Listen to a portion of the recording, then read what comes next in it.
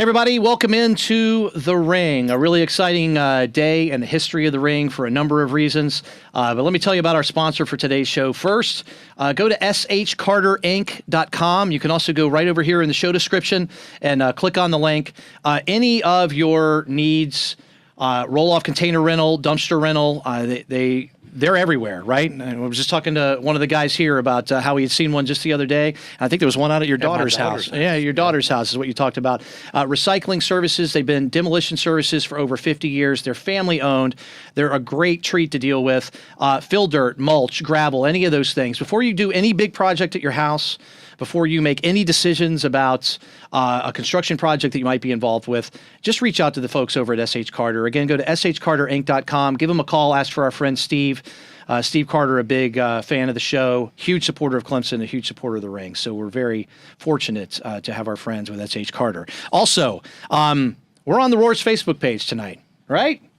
I'm guessing it worked. Good.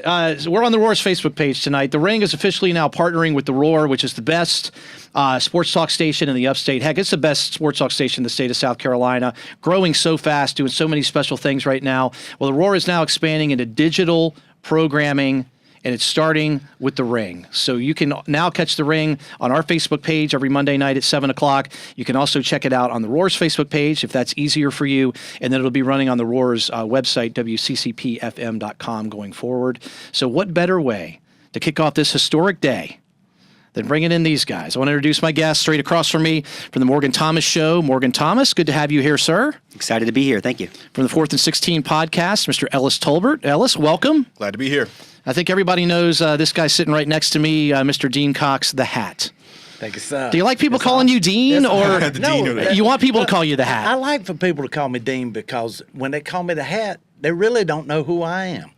They know who he is, Yes. this Hat, Yeah. but they don't know who Dean Cox is. Okay. They said, we thought he passed away a couple of years back from Clemson. He was my dean of students. Oh, nice. But, nah, you can call me whatever you want to. Well, you've done such a good job of branding the Hat that I will call you Dean for the purposes of this today. So, folks, if this is your first time in the Ring, because I know a lot of you folks are joining via the Roar, roundtable, we're talking Clemson football today. That's it. We're not allowed to talk about it. Nobody bring up the NBA, all right? We're not even talking Clemson baseball today. This is all about Clemson football. So I was just on the Roar for a couple hours on Walt Depp's show, and we talked a lot about soft scheduling for Clemson and how much this irritates me. So, Morgan, I'm going to start with you, man. What do you think about all the talk about soft scheduling and that being the reason that Clemson's so successful now? Well, I believe it's kind of a way to present the external factor instead of what really Clemson has done over the past 10 years. It's a way to take it out of the control of the coaching staff, Dabo Swinney, Jeff Scott, and the players and their progression and their success over the past decade or longer. Yep. And put it into something that they couldn't control, like the other teams weren't as good, or that the scheduling that was done 20 years ago isn't as good, and they picked the bad teams, or the conference that you picked is not the right conference. And so it's just something to kind of pass on what really Clemson has done and the success that they've had and the vision that Dabo Swinney has had. Really, if you look at it, it's not just recruiting. Yeah. He started out, who is this wide receiver coach that's just good at recruiting? Mm-hmm. He's not just good at recruiting. He's developing players, developing men, building the West End Zone. That was vision. Tiger Walk, something simple like that, is now everybody just flocks to go to see their players, their favorite players walk to the stadium. And then the complex. This complex is something that was in the works so many years ago, and Carolina and other teams are like, we need to build us a complex. Yep. So it's exciting to see the vision, and I believe that when you talk about the soft schedule, you're really taking away from all that foundation that Dabo has built. All right, Ellis Tolbert, what say you? Spot on. Here's the thing that I think about it. I think it comes down to a twofold type situation. On one hand, is the ACC extremely strong?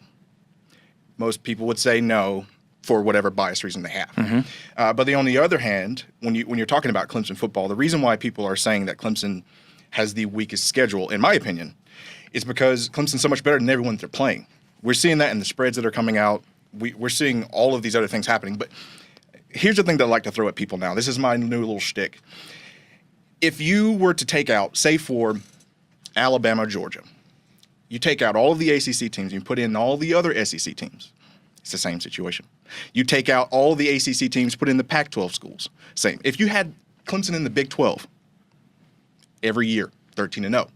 So for me personally, I think it's like he said, it's a way to try to demean Clemson from what they're doing.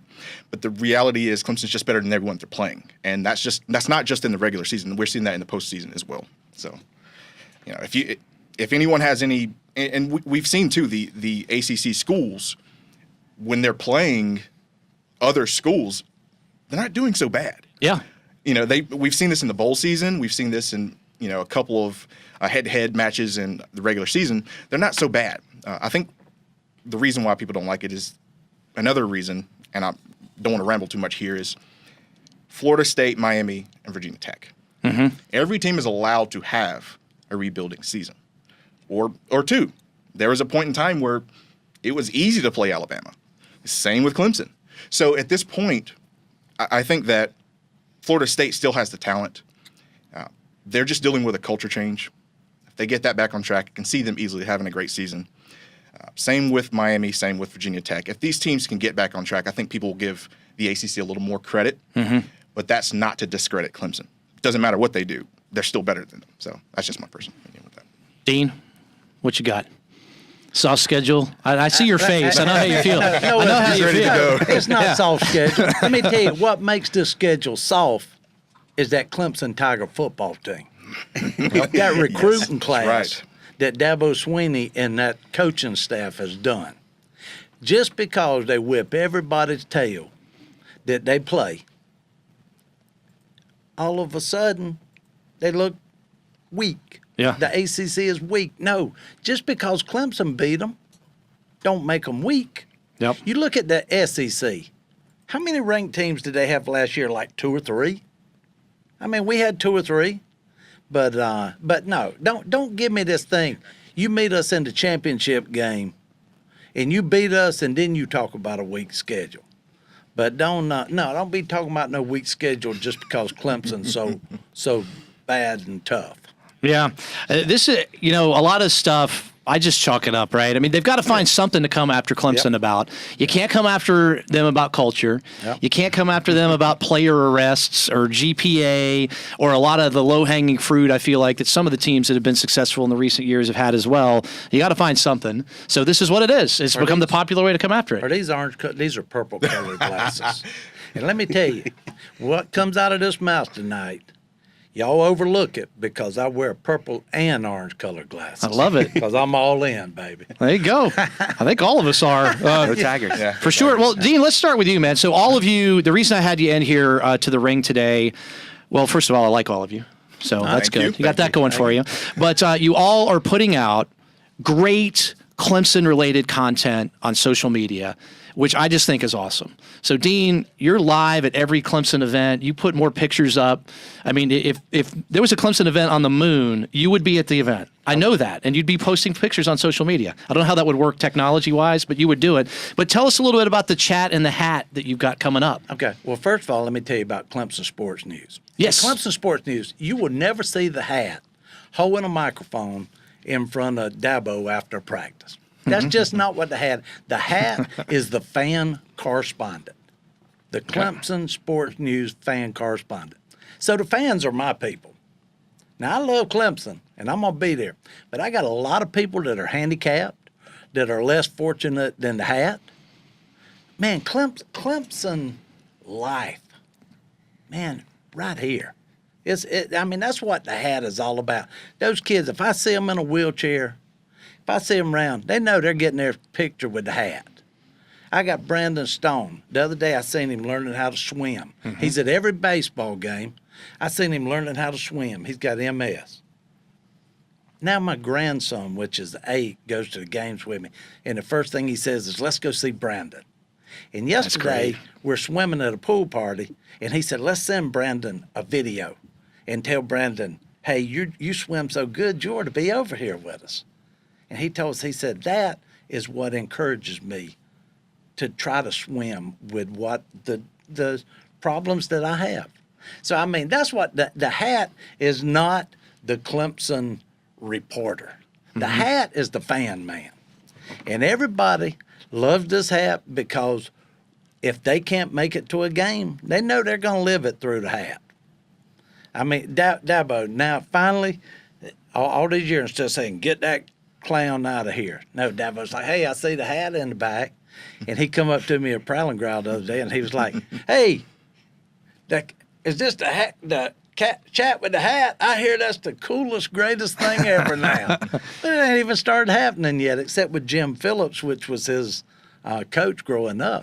And so it kicks off. Hey, by the way, we said we weren't going to talk about baseball, but Lindsey Rhodes, one of our correspondents at Clemson Sports News, is in Durham, ready to cover the team in the morning. Okay. I'll be joining her, not to cover the team, but to talk to the cool people there. There you go. Nice. Tomorrow evening. But coming up, all you other guys had a show, and all I do is a video in a cave, and a man cave. And Nothing wrong with that. In that show, it's called The Chat with the Hat.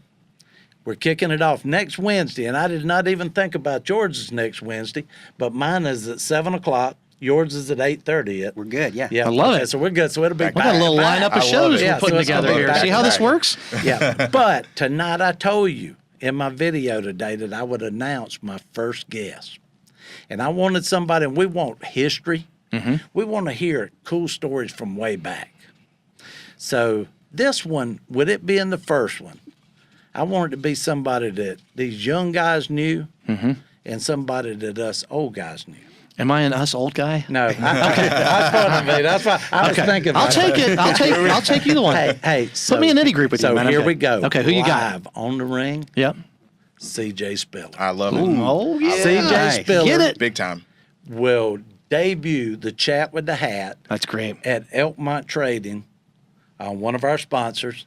And so come early and eat, and then hang out with the Hat and C.J. Now, I'm going to tell you, C.J. Spiller is my man. Yeah. To me, and I love Taj, and I love all of them. But, boy, if I had to hold my hand up for one, it's C.J. Spiller. Yeah. That kid, man, he wears purple and orange every day. He comes back. He supports the school. He is what I look as an idol figure for a Clemson athlete. If everybody did it like C.J. Spiller, we would never lose another recruit. And a student I as love well. it. He's a very good student. So. I was going to say, Yeah. did Very good CJ start the run? Never. You know, well, I want to talk about your 4th 16 podcast in a little bit because to me that was the play that started the run. But did CJ start the build of Clemson to what it is today? I think so. I think he was one of the first big-time recruits that Dabo got. After that, it started spilling into guys, the Dandy Dozen. So I think, and C.J. Spiller, his play, not only the play, but the academics as well, the culture of Clemson started changing with that class. And we saw something that we never saw before at Clemson. Well, we have seen it before, but it was exacerbated. We have a 5-star running back who is faster than lightning. Yep. He's a great kid, great person, comes from a humble background, and should have won the Heisman. I digress on that. Yeah. But great guy. I think he was the one that started that little run of everything. So all props to C.J. Spiller for everything he's done. Plus, number 28 is iconic. We'll talk a little bit more about that later. Yeah, we're getting around to that in just really a like second. C.J. Spiller. You agree? Spiller Another start thing the is- whole thing? Another thing about CJ Yeah. is I remember, and I don't remember what year it was, so you have to forgive me there, but I might have been early in college, and I remember just the excitement about not just his recruitment. I mean, my friends, we got together and we're like, wow, this 5-star guy from Florida is coming to Clemson. It wasn't just that. It was that time when he announced that he was coming back for his senior year. It was two recruitments. Yes. And I remember sitting with 4 or 5 of my friends from college in a living room just on the edge of our seat. And it was on the Roar, and we were just listening to, is he going to come back? Is he going to come back? And man, when he came back, and they had a great run to the ACC championship game then, and it was just to be able to be, a Clemson fan at that time was amazing. And yes, C.J. Spiller was definitely brought that kind of elite excitement to the program. Yeah. I don't want to interrupt, but I think he just showed that Clemson can get those 5-star recruits. Yeah. That was the real, it was a head scratcher for a lot of players, a lot of coaches as well. Clemson's getting a 5-star guy. That's okay. And we're not just talking about a 5-star. We're talking about a top 10 guy. Yeah. We get that. And so for anyone that's listening that's under 25, you're seeing all these recruits that we're getting now, and it's like surplus. We go pick up whoever we want. Back then, it was a big deal to get a 5-star. Yeah. So, and it still is now. I don't want to change that narrative, say it's not. But like he said, when we first got him, it was a big deal. And then when he talked about coming back his senior season, it's like we got another 5-star. Yeah. So, again, hats off to CJ Spiller. Love that guy. Hats off. You like that? Hats on. He's going to take it off. Hats off for him. Hey, next Wednesday night. There you go. Yeah, No, I'll be tuning in. I love it. So, guys, I made a terrible, egregious error having to do with CJ Spiller. Okay? So, when on the day it announced that he was going to announce, or the signing day that year, I took a business trip. Who takes a business trip?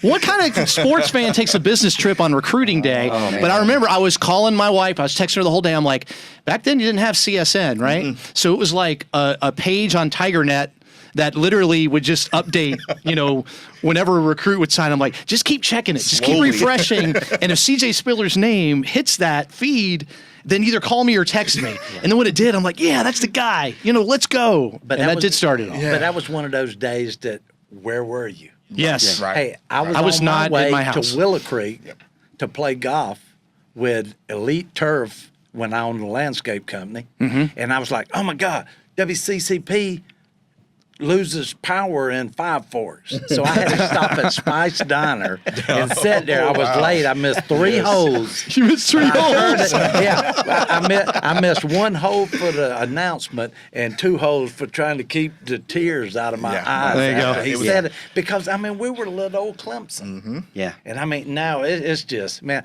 this thing here. My poor kids. Everybody says you must be rich. And I tell them, I say, I worked hard as a salesman, and I was going to give my kids an easy life. Yeah. There you go.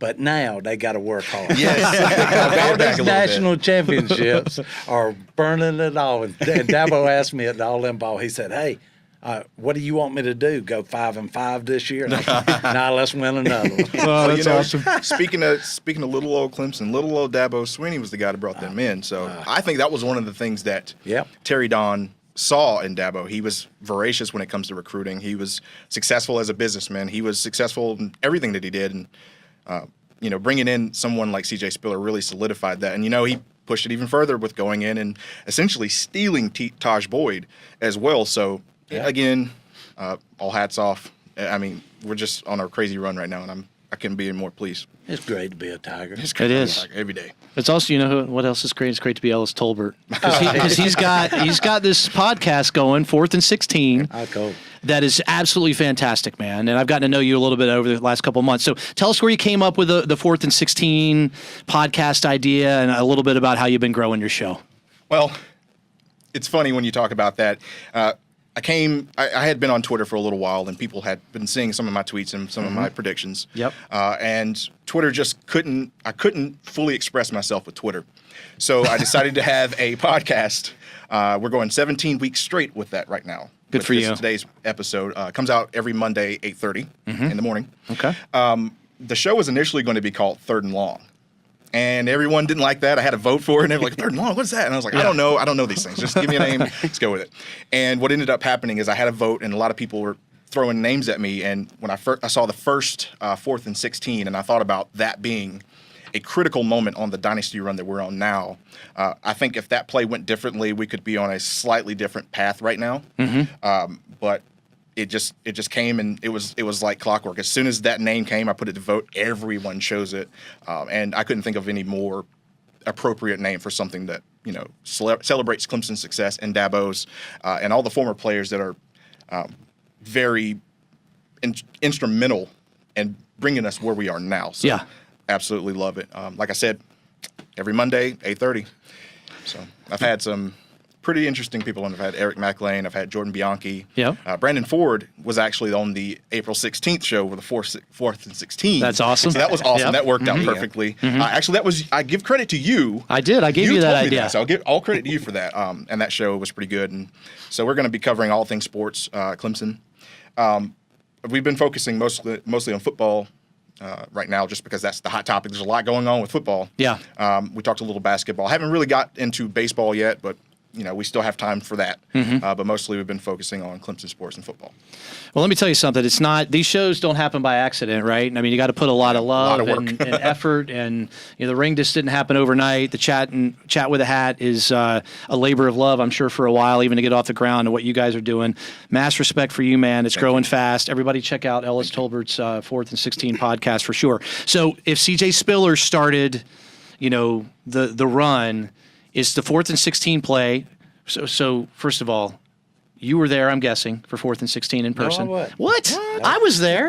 You were not there? No, I wasn't. Wow. It seemed like to me I couldn't afford a ticket. There we go. can't It's, even it's that rich game down in Hey, but Atlanta. I do remember Yeah. on my knees praying for that field goal. Oh, when it went through, fall to the ground. Wow, we're here now. It was. And being there in person was cathartic. I mean, it was just this event, and I was there with my wife and my son, and it was just one of these things that it felt different, right? And Dabo got up afterwards and gave one of, first of now, 8,000 impassioned speeches. Dabo-isms. And was preaching, and it was about faith and culture, and we knew we could win this game. And of course, Sammy Watkins got hurt at the beginning. This is the longest question ever asked.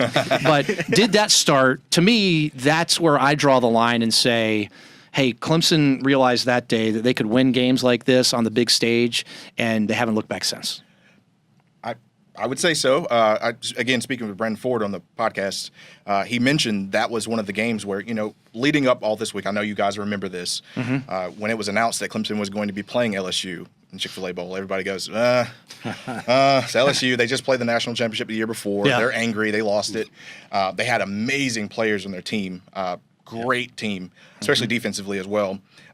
It was a lot of, can we win this game? And I believe, like he said, he himself said that they got down to that point and they were challenging themselves. Can we win this game? Do we want to win this game? And that showed the will of the Clemson Tigers. It showed the brains of Dabo Swinney. It showed the guts of all the players. Bring your own guts. They really worked hard. And when that play happened, I think the mindset of the Clemson Tigers going forward completely changed. I think everyone in the program thought, hey, we can do this. Yeah. We're here. It doesn't matter who we're playing. We're going to win this thing. So, and we saw that. There was losses, of course, throughout the years. But when we get to bowl games, I don't care who we're playing. Yeah. It's been unbelievable. It's the same thing with Notre Dame and Alabama last year. All year, we heard that Clemson was just a fraud, weak schedule. They don't play anybody. And they get there and they just completely shellac Notre Dame. Oh, that was because Notre Dame's not good. Well, you blow out Alabama. What's your excuse now? So I think the mindset of Clemson changed that night. And, of course, there's a couple of other plays that you can go to and other games that you can go to in Clemson history. But I think that right there truly showed Clemson that they can win a game. You agree with this? I remember, and I wasn't there, but I watched it on television. Guys, I was the only one there. You should be ashamed. Yeah. That's probably the only time this has ever happened. But It won't happen again. yeah, I know. I won't be at a Clemson event that the hat's not at. I'll guarantee you that. I can say I was at the 2 national championships for Deshaun Watson in Arizona and in Tampa. That's awesome. I enjoyed those. It was great to see a team that should have won lose it by 5, and then a team come back and redeem themselves. That was an amazing story to talk about all the stories Dabo can tell. But I remember the 4th and 16 and thinking, he's not really going to pass the ball again. Yeah. And then he does. And then I'm like, Les Miles just gave us enough time to run it down the field. Yeah. And then you see the 4th and 16, which I'm not sure if that was the only 4th down that they really, I think there was some other big plays that they kind of just miracle kind of things, it was right in the right path, just like the Deshaun Watson against Florida State, right there where it needed to be to continue the win streak. And to be able to see DeAndre Hopkins catch that ball the way he did, sliding, going backwards, you don't see that kind of catch. No. And look at what he's doing in the NFL now. So, I I believe that game was definitely one of the ones for the record books to see how Clemson has propelled themselves to the national spotlight. The lore of that game, I'm glad you mentioned that. There's a couple other plays in that. The lore of that play itself was, if you go back and watch it, and anyone listening, all you guys, go back and watch it, Adam Humphries is running wide open. There is no one near him. I did not know this. DeAndre Hopkins had someone covering him. He still made the play. So that's what makes it even more amazing, because if you just throw it to Adam Humphries, he literally could walk into the end zone. Brandon Ford is actually credited with calling the play.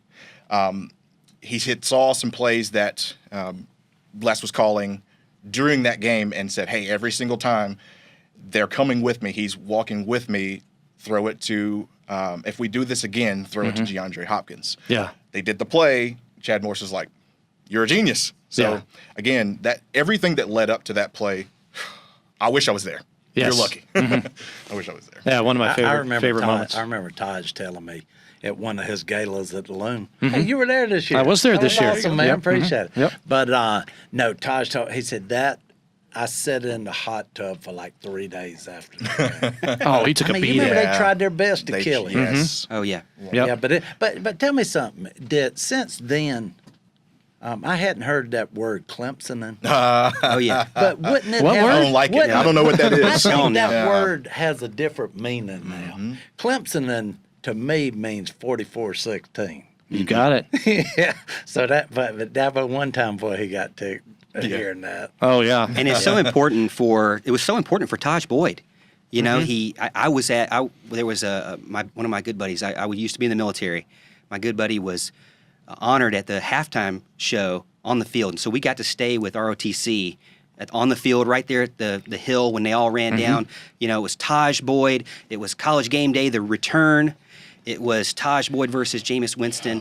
And my God. I know I'm going to say Why this. are we talking about this? But Okay. but it was just so special to see him be able to, because there was a lot of rumors about, he can't win the big game, you know, and for him to kind of do that was very special just for Taj Boyd alone. Yeah. It was a redeeming factor for him because the year before we know what happened. Yes. I don't want to talk about that though. Yes. And a lot of people, there's a lot of flack with him. A lot of people saying, like you said, he couldn't win the big game. But he really showed him something that next year. He really showed the guts, the courage, accuracy. That play, that he put the ball on the money for that play. So, just very proud of him. And I think that play again, I'm speechless when it comes to that play. It's just amazing. I wish I was there. So, Yeah. No, that's good stuff. All right. The Morgan Thomas Show, 8:30 every Wednesday night on Facebook. Dude, this show just keeps getting better every week. You're like, That's you're right. the technology guru. You're bringing in callers. You got folks. So just tell us a little bit about where you came up with the idea for the Morgan Thomas Show and what it's about. And again, just like the two of you, another great opportunity for Clemson content that you're putting out every week. Yeah, and it seems like just yesterday that I had no idea who you guys were. And that's kind of sad to say, but I'm so proud to have, and thankful and grateful to have met everyone here at this table. But it started back in December. I work and I do a lot of training videos, and it got to the point where my boss was like, hey, we want you in front of the camera. And I was like, oh no, I'm the editing guy. I'm the graphics guy. I do the production and the direction. I don't do in front of the camera. He's like, no, you know, you were in sales. I was a sales manager previously. You can do it. It's just like one-on-one. And he said, what you can do is to practice is just go home and talk about something that you like to talk about, to practice in front of a camera. So I went and with this just little laptop, it was a week before the playoffs, I said, you know what I'm going to talk about? The The Tigers. And I can talk about the Clemson Tigers all night. And I need more than an hour, but that's all I give myself because I got a family and a job, you know. So it started with that, and I went on Facebook Live. I had a terrible webcam. It was just grainy and bad. But I had about 10 people watching, and I had a few friends text me and say, we loved it. You got to do it again. Yep. And so I said, you know what, if I'm going to do it again, I'm going to put a little effort into it, a little bit more money into it, try to actually make it something. My goal was to make it something that was Clemson related, but just as good as what you would see on ESPN. And so I set out for that goal, and with the graphics, I started watching The Herd. I started watching Paul Feinbaum. I started kind of studying what they do, and I got some graphics and studio material and programs, and so, you know, it just kind of took off from there. I went to I did the playoff shows before the playoffs. Talked about Alabama, Oklahoma, talked about Clemson, Notre Dame, talked about the national championship, and I had 40, 50 people watching. I said, wow, okay, this is going to be something that I can't stop. Now I'm addicted. And so since then, it's just kind of progressively gotten better and better. I try to upgrade my camera, I try to upgrade my mic, upgrade the graphics. I got a co-host now, which is my lifetime friend from kindergarten, Alan Adams. So he comes and joins me, and we go back and forth. I tried to kind of make it into something that you'd be used to on the Roar, which we have a lot of great programming on the Roar. So it's something that, Quack and Kelly or Mickey and Zach, you'd be able to see them. And you're used to them on the radio. So I said, well, I can do the same thing, but do it on Facebook Live, do it on a different kind of area.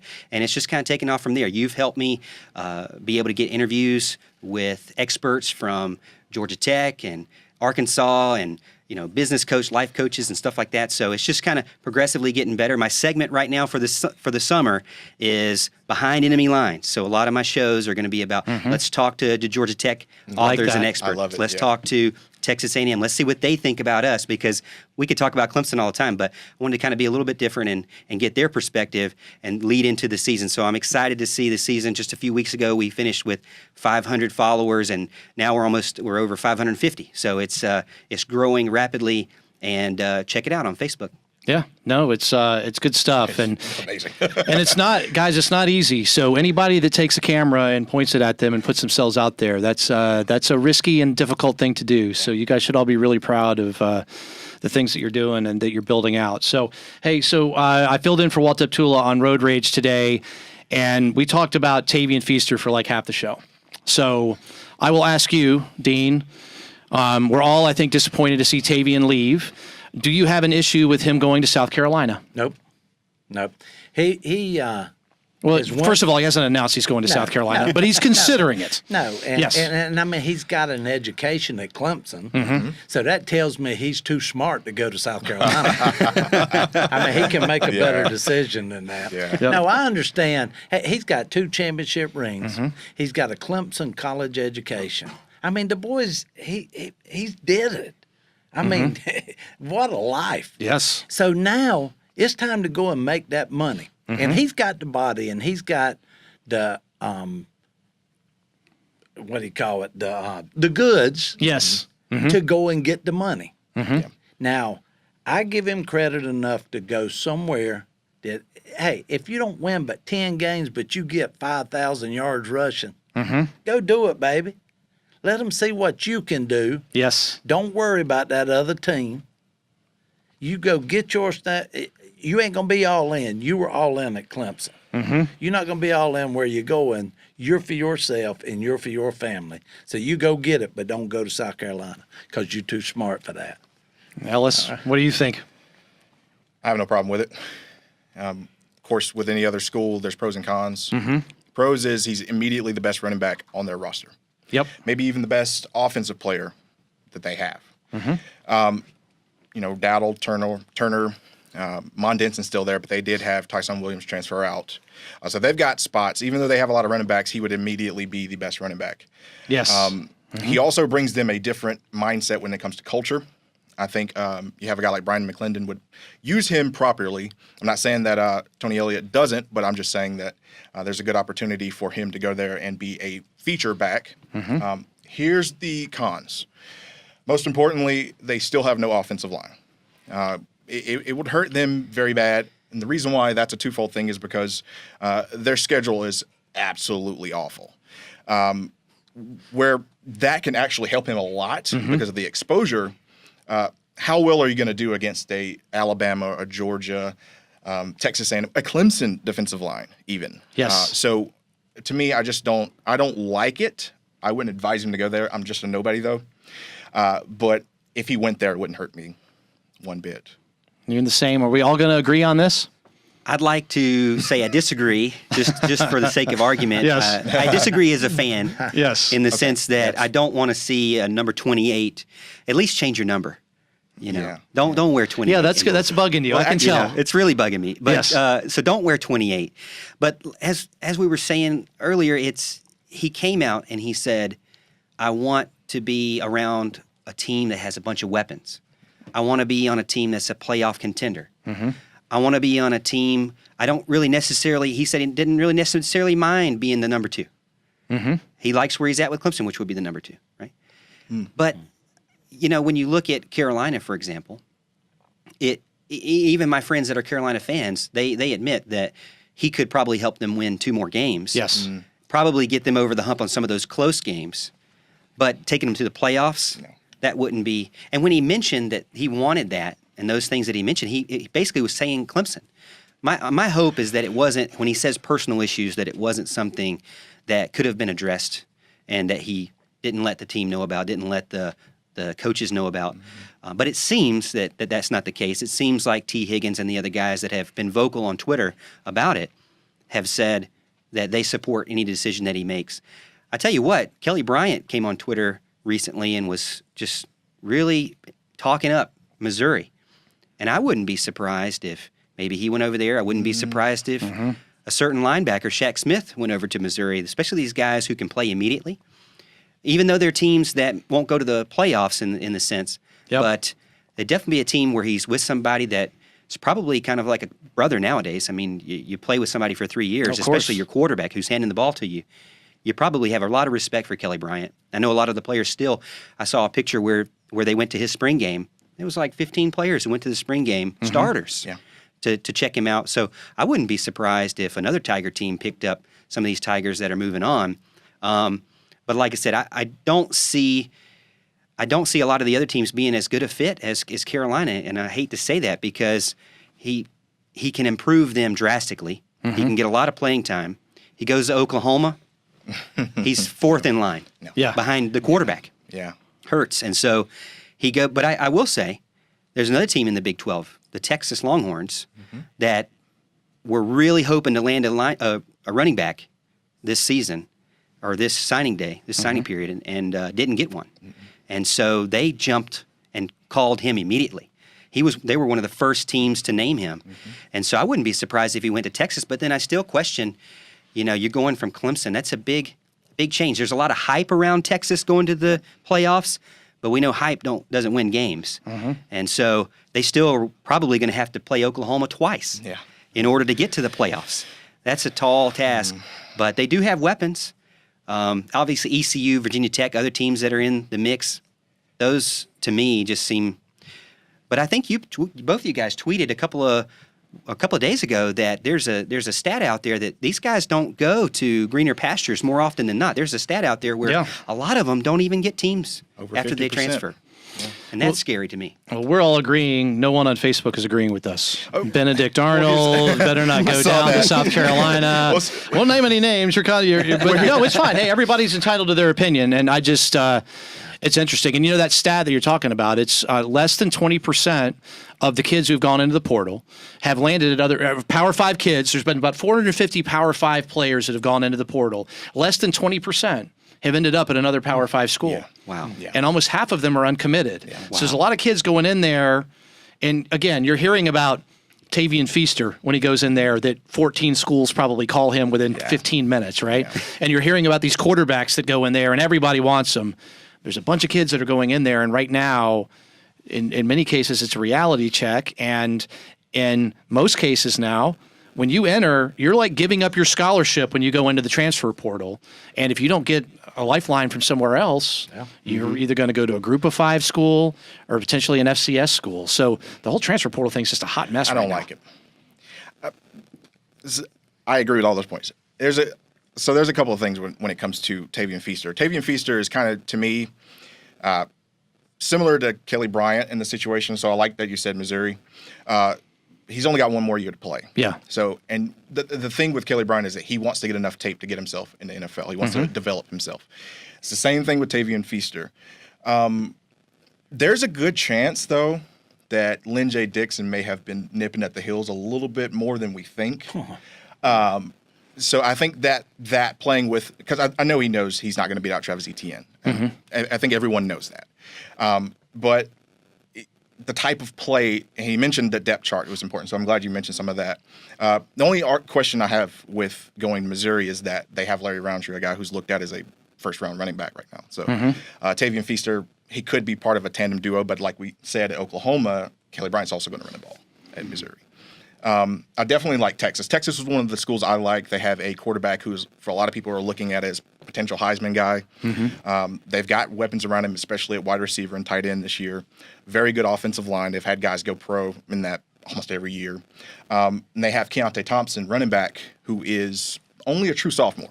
Didn't really light it up for them last year. A lot of their running production came from Sam Ehlinger, but I think he would go there, be a perfect stopgap for a guy like Thompson. He can learn behind him. Tavian Feaster can go there and be used correctly. My only problem with that is that they do use their quarterback run a lot more than they do their running backs. So I'm not sure he would get the kind of exposure he needs. And again, we're talking about how they use him. I'm glad you mentioned Oklahoma. That's probably the worst place outside of Alabama to go. They've got about 5 running backs that are good. And I'm not saying that Tavian Feaster couldn't beat them, but he would still be in a bell cow situation. Right. The positive on that, though, is that they do have 2 1,000-yard running backs returning, even though they had a running back, Rodney Anderson, who was injured, and they still got 1,000 yards apiece. They would use him in that way, especially throwing the ball to the running backs. That's a big part of the Oklahoma offense. He would be used that way. But I still don't like Oklahoma or Alabama. He would be better off staying at Clemson in that situation. Make no mistake about it, he is gone. He is not coming back to Clemson. No. But there's a place that I like, and I'm going to tell Talk you guys. to us. Hear All me, right, what you hear got? me out now. One we haven't mentioned? Yes. Oh, okay. Furman. He would go to Furman and say all kinds of brackets there. He'd be amazing. Mississippi State. Joe Moorhead has had guys like Miles Sanders and Saquon Barkley. Going into the Mississippi State offense is kind of like a power spread. It's like a more quarterback-driven offense, kind of similar to Clemson, so he wouldn't be transitioning to something that's completely foreign to him. He's a senior, so he doesn't have to go into the playbook, and he knows the ropes. He could just come in, get the playbook, go forward with it. Again, that production with Saquon Barkley and Miles Sanders, Joe Moorhead has had those guys before. And a big thing that just came out is that Tommy Stevens, quarterback from Penn State, just transferred to Mississippi State. So now they're going to have that offensive cohesion that he's had before. They definitely throw the ball to the running backs a lot. They give the ball to the running back a lot. And in that offense, he gives a lot of liberty to the running back to call a lot of plays. That's something I didn't know, just researching his offense. And another thing I want to mention about that's really, really cool about it, they have 2 guys that are, I don't want to be disrespectful when I say this, poor man's Travis Etienne and Lynn J. Dixon. You have one guy who is just exciting, amazing, and Kylan Hill. The other guy is Nick Gibson, more of like I would say he's probably more like Adam Choice. They bring him in to pass block. Now, Tavian Feaster has this above them. He has experience. He has years in a system that is similar. National championship winner. He's a 5-star guy. But the most important thing is he can also block. So playing in the SEC, the only problem with Mississippi State, we've talked about this before, they are likely not a playoff contender. So to me, it just makes me wonder why you would leave Clemson. I said all that to say, why would you leave Clemson? What's going on, man? But, outside of playoff contenders, I mean, you're really only looking East Carolina. No. We saw what happened to Tyshawn Dye. He just completely disappeared after going there. In Virginia Tech, I mean, there's opportunity for him after Peoples left, but they're not going to go to the playoffs either. Right now, like you said, Texas or South Carolina, or as much as everyone hates it, South Carolina, or Mississippi State, really. I love it. He lasted 2 weeks. I was on Morgan's show with him, and Morgan said, "What about Amari Rogers getting hurt?" And I said, "Well, I got some scoop for I remember. you." I heard this. You remember? I've heard this. And I told him that night, I said, Tavian Feaster will play some slot this year for Clemson. That would have been great for him. But that's Interesting. what Joe Moorhead has that. Running backs are in the slot. So Well, that's when you said that. That's what made That's me a think big of deal. that. But he, it was like 2 days after that. it's perfect. I Nice. remember that, yeah. So what do you make of this recruiting class that Clemson's putting together for 2020, Dean? Just amazing, and it ain't over yet. It ain't over yet. And people tell me that a lot of it happened spring game. But Dabo's just smart enough to just ride the train. And there's more, on that track.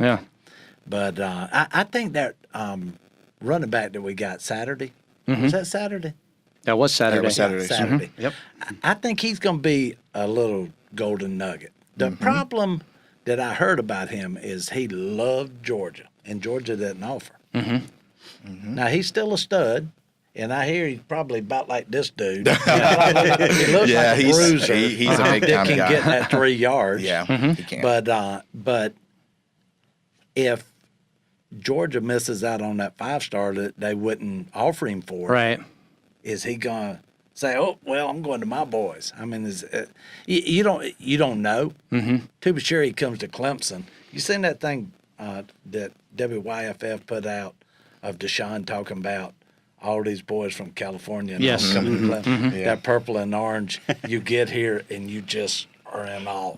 And I mean, I think he'll do it too. And but I think he's gonna end up being a good one. But no, we ain't through yet. It's just me. Yeah. I it's mean, these just boys know a lot more. I don't even have time now to keep up. When 10 years ago, I knew every one of them, their hometown, everything. Now Nice. I know 5 stars, 4 stars. Yeah.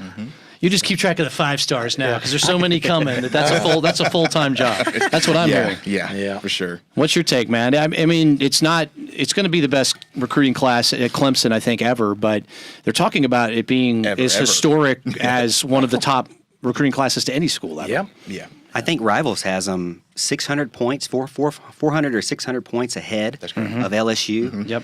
And that's just amazing to say because they still have a lot of time left, a lot of season left. Early signing day, which is really what they say now is the signing day, is in December. So they still have a lot of time to grab some more big 5-star recruits. And there's really what I think is so exciting is that there's a lot of 4-stars that have already committed that they have a good senior season. It's not hard for these guys on these websites to go ahead and give them one more star. There's R.J. Mickens.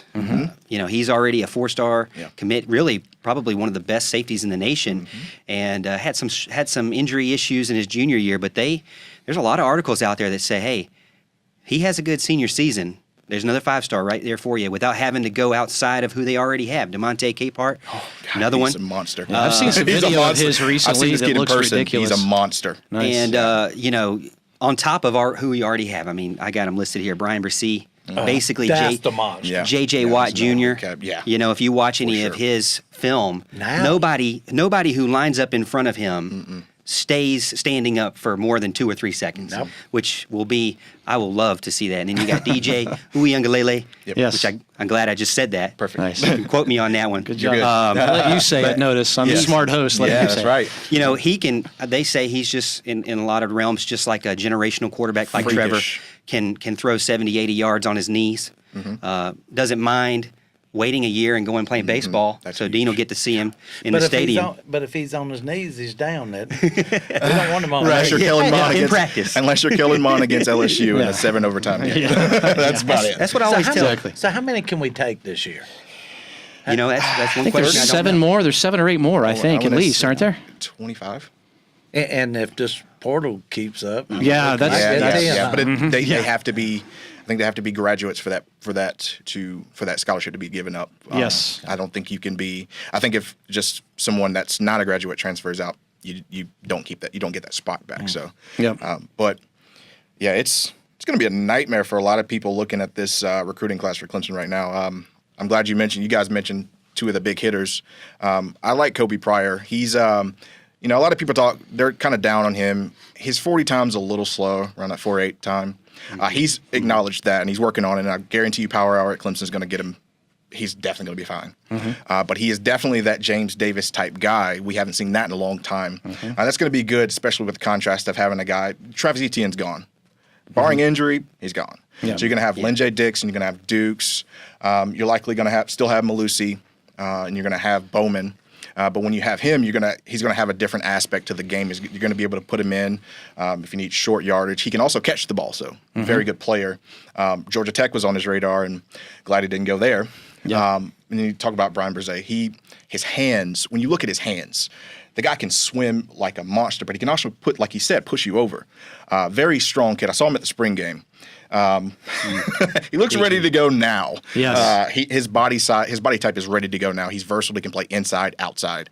The sky's the limit for that guy. I think he's going to get on the field a lot in his freshman season, so people can look forward to that, especially at the defensive tackle position where It might be a little lean, but I do like Brian Brzee to play early. But like you said, it's just May. It's not over. We got a lot of guys coming. Yeah. A lot of secret guys, silent guys coming. So I'm excited for that. You guys got any? Well, I always said, I could be in the NBA if I was 17 years old, 6'6", 200-something pounds. These guys, 17. It's amazing to see what Trevor did. Yes. My boss likes to say he beat up Alabama, blew out Alabama before he could buy a cigarette. Hopefully he's not buying any cigarettes. Or any of that. Yeah. But that's what, and he's not a Clemson fan, so that's what kind of the outside looks like is, wow, these guys are young. They're not, fifth-year seniors. These guys are guys that have just come from high school. Like Dabo was saying, he said it so many times to Kirk Herbstreit in the spring game. These guys should be at their senior prom, but they're out here playing at the spring game. And I just thought that was amazing to me, which, that spring game being aired on ESPN and everything, that huge. was a huge recruiting effort for Dabo. He's always thinking, like we said about his vision, he's always thinking 2 or 3 steps ahead and doing things that other teams are not doing that 10 years from now they're going to be like, maybe we should have somebody from ESPN on the field talking to our coach. And Dabo did it 10 years ago, so it's so great to see his vision and what he can do. And I believe that this recruiting class is going to be the best ever. And really, if you look at it, what's been so fun is, especially if you're on Twitter and you follow these guys around, which is so fun to kind of see kind of in their minds. But DJ, when he announced, there were a lot of people, he's going to go to Oregon. He's going to stay near his mom. If you followed him long enough, you knew he was coming to Clemson. You knew his family. He's been talking about Clemson since before January. His family went to the national championship game. Same thing. Him and Brian been talking back and forth, tweeting each other. Miles, these guys are. That's what I think is so different now, is that it's not just the player and the coach, and it's not just the player and current players. Now it's, hey, let's go together before we even get on the team. Let's join up now. Let's agree. Let's make this pact. We're going to be brothers. We're going to go together. We love each other. We met each other at the All-American games or these 7-on-7s or the cookouts. We like and play with each other and hanging out with each other. Let's go play at Clemson together. I think that's something different. Typically Dabo pairs them up with a player that's currently on the team. I think he does so well with that. That's a lot of people don't talk about that. Just when you get on campus, they're not sitting there in a room by themselves. He pairs them up with the right player who can relate to them and show them the campus and kind of matches them up perfectly so that they can feel what the family is all about and see themselves in the university or on the team, just like that player that they're with. So Dabo, he's got a perfect scenario, perfect playbook of how to recruit, and it's amazing to see kind of how it's grown into recruiting them and getting them to recruit before they're even on the team. Yeah. Hey, I got a buddy that's out in California, and he runs a group called Superfan Championship. And that joker, when I was at the baseball game Friday night and we got Murphy, he was the first one to text me, and he said, "Oh, my God, Clemson is off the charts." Now, this is in California. That Tiger Paw now is so huge. It ain't going to be long. You know how bad people hate Alabama because they won 16 championships? Clemson is right there now. Everybody I talk to, they're like, well, we loved you because y'all were underdogs and all, but we're about to get tired of it. Hey, but then me and my wife was talking the other night, and I said, what if something bad happened and we had to go to the Belt Bowl one day instead of, because let me tell you, with my travel, these playoffs are awesome. To go to Dallas Stadium and sit in the owner's box next to Jerry Jones. Oh my God! That's just the top of my list. And then to leave there and go to California and watch us win a championship. I'm like, in blowout man, fashion. there's some people I know going to the Belt Bowl to play Virginia. Made me grow up my mouth. Also didn't score against Virginia. So we're very fortunate. Yeah, so one of these days, to be sure, that's going to happen again, that we're going to have to not play 2 games to be in the playoffs, isn't it? Yeah, and I've had a bunch of like ESPN national guests on my show on The Roar on Saturday mornings. Tom Luganbill, Ryan McGee, talked to Barrett Salih from CBS Sports. These guys say two things: amazing players. All these kids are like really good kids and amazing character. Yeah. And that's being recognized now nationally. And Miles Murphy, Friday night, I'm continuing my, athletic and academic career at Clemson. I joke that, well, once he said academic, he wasn't going Auburn, right? You're not going to grab that hat. He's going to have to go Clemson at this point. But I was just, and then the interview that he did afterwards was just, it's not just about football. It's something bigger than that. And just the fact it's being recognized nationally, man, it's a good time to be a Tiger. That culture is everything. I mean, the bad boys of Yes. NFL now want to be the good boys like Clemson. And they started with the Clemson players, so that's Yeah. My son, who's about to be 17, he doesn't know the Raiders as the bad boys. He just knows the Raiders as a team that's terrible. yeah. They've been terrible for a while. Like growing up, the Raiders were the bad boys, right? Yeah. They were like that. They were Well, guys, fantastic. we're out of time, man. Oh, my Can you God. believe that? We did that. That it was felt easy. like I was 10 waiting minutes. for the first break. That was Yeah. It's easy. segment 2. Yeah, exactly. That's So, easy. let me see if I got all this right. Chat in the Hat will debut Next Wednesday night at 7 o'clock with CJ Spiller. Yep. And we can catch that. So we follow you on. You can catch me on the website, Clemson Sports News. Yep. You can catch me on Instagram, Dean the Hat Cox. I'm with him. I'm on Twitter, but for some reason I can't get no followers. Twitter must not be for me. You guys go hook up Big Dean time. with some followers on Twitter. What's your handle on Anybody Twitter? follow him. You got to remember. Dean the That Hat. might be an issue. That might be an issue. Dean the Hat. But Dan, look, my Facebook Yeah. page, Yeah. Dean Cox, is full. Yes. But the Hat Facebook page still has room. Okay. So go. So plenty Like of the places. Hat. You're getting it everywhere. And then Ellis, what's the best way to find your podcast and follow you on social media? Best way to find it is 4th-and-16.com. That's pretty much the landing base for everything. I'm available on all sites except SoundCloud and YouTube. I get that a lot, so Okay. no SoundCloud, no YouTube. One day I'll get brave enough to put my face on like Morgan over here. And also on Twitter at Tolbert Speaks. I'm always on there talking with somebody. Okay. So that's where you can find me there. All right, Morgan. You can do it, man. You're already on the camera now. So. I don't know. say, This is the first time, so we'll see. Yeah. I got Facebook, which is my main media there. So it's facebook.com/The Morgan Thomas Show. You can also check me out on Twitter. I've started to kind of get with the program here with Ellis, and that's at Clemson Morgan on Okay. Twitter. I have the problem, too, with getting Twitter followers, but, it's difficult. But and then also on YouTube, The Morgan Thomas Show as well. But if you want to check us live, it's every Wednesday night at 8:30 on Facebook Live. Awesome. So Wednesday night at 7 for Chat in the Hat. Morgan Thomas Show Wednesday nights at 8:30. And you release your shows Monday morning at 8:30, Every correct? Monday morning. Very and good stuff. And we're getting a new website, Clemson Sports News. Nice. We're 1 year old. June the 1st kicks off new website. Man, you're busy. Bigger and better, Can't wait. baby. Great. We got to keep up with this guy. Oh, yeah. He's Gotta moving figure all fast. that out. Hey, and my dentist today, I would have looked like a Tennessee hat, but he fixed this tooth today. I love Hey, it. thank you. Oh, that's awesome. And hey, if you guys liked what you saw tonight, I think most of you hit us on the Roars Facebook page. Check us out on The Ring on Facebook. You can like us over there and follow us. Also at The Ring Show on Instagram for behind-the-scenes stuff. S.H. Carter. Go and check these guys out before you make any decisions about your construction projects or your home projects.